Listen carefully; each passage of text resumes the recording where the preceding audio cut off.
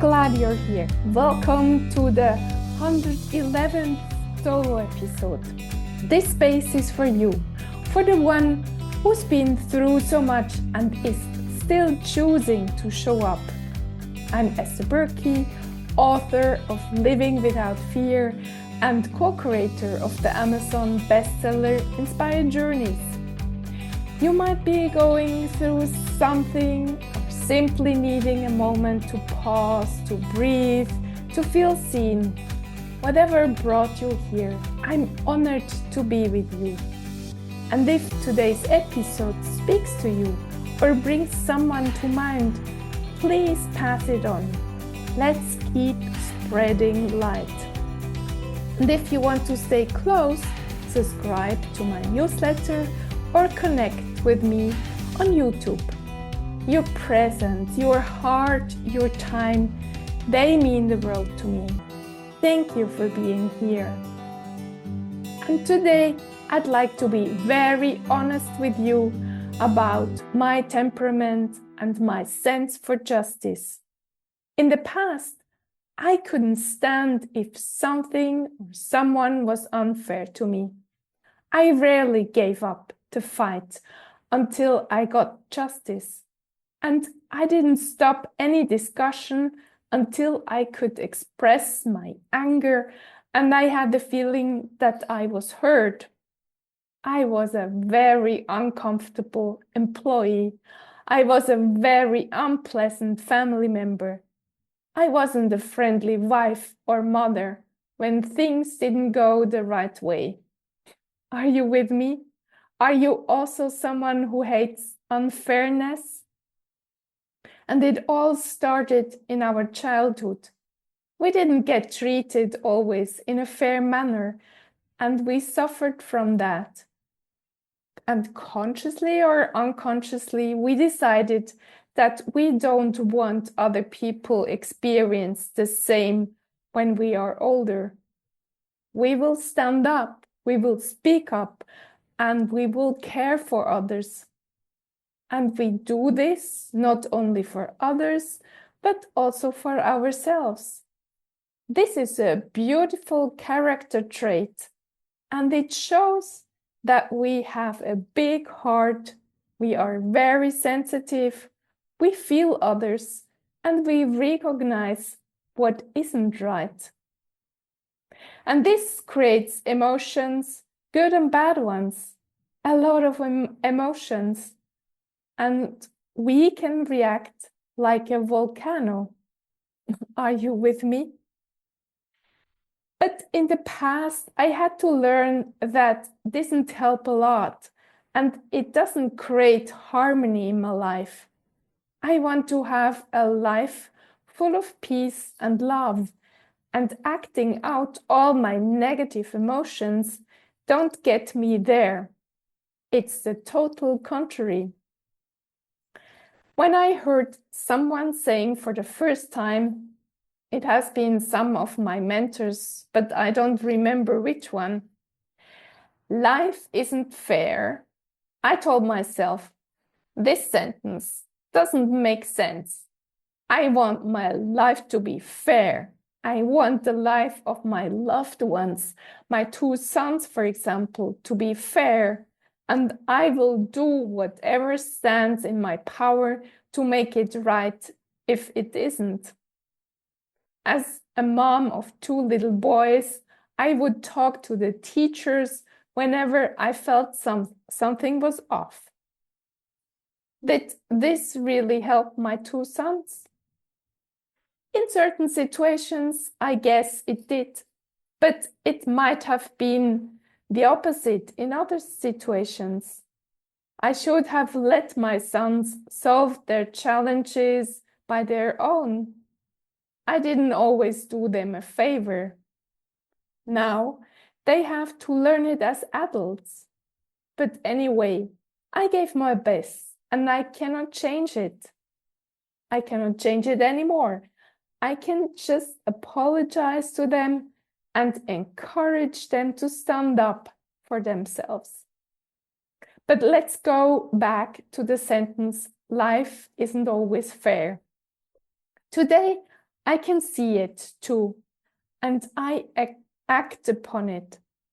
I can respond in a loving manner when someone treats me in an unfair way. I don't have to fight anymore. Why? My bigger goal in life is to have love and peace. And this doesn't match with always being right. Of course, I feel upset for a moment when someone pushes my buttons. And this happens often to me with a family member. But I don't have to stay there and feel upset for a whole day. I don't want to ruin my day and my life. I want to be as much as possible in a beautiful state, because in a beautiful state, everything feels so much better. So when someone pushed my buttons, I go inward and ask myself, what's going on? Why does this make me so upset? What is underneath this anger? Is it hurt? Does it go back to my childhood where I felt blamed by my parents in an unfair way? What does my inner child need? How can I comfort her? And once I've done this inner work, I can go back to the person who made me upset and talk to them in a loving manner. I might communicate my boundaries again, or I might set them for the first time. Do you follow? So what I don't do anymore is to act out my anger. And therefore, I don't have to apologize anymore to other people for my negative emotions. And in those uncomfortable situations, when I'm upset with someone, I always remember my old version of myself who, for example, would have written back immediately to hurt this other person. Today, I tell myself, I want to be a different version of myself. What else can I do to calm down? Can I talk to someone else about it? Can I get some help or a good advice from a person I trust? Or do I wait 12 or 24 hours to write back? I know, sometimes it's a stretch to be different. Yesterday, for example, I was upset and I decided to rehearse my violin for half an hour and get back to a beautiful state. And it perfectly worked. Maybe you'll find your way to calm yourself down if the inner work doesn't help you much. Maybe you journal, or you ask ChatGPT for advice, or you go for a walk, or you cuddle your cat or your dog.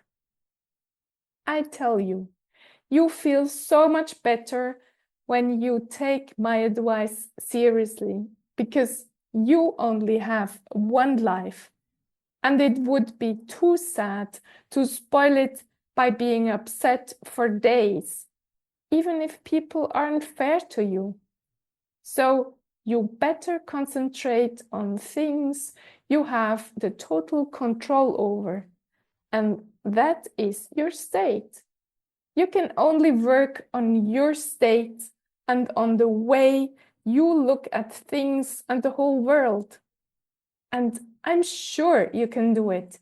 Your capacity to change yourself is greater than you think.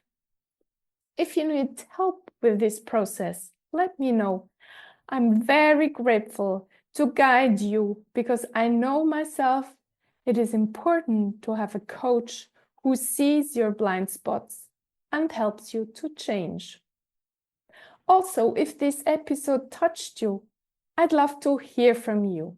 You can share your thoughts on Instagram, YouTube, or per email.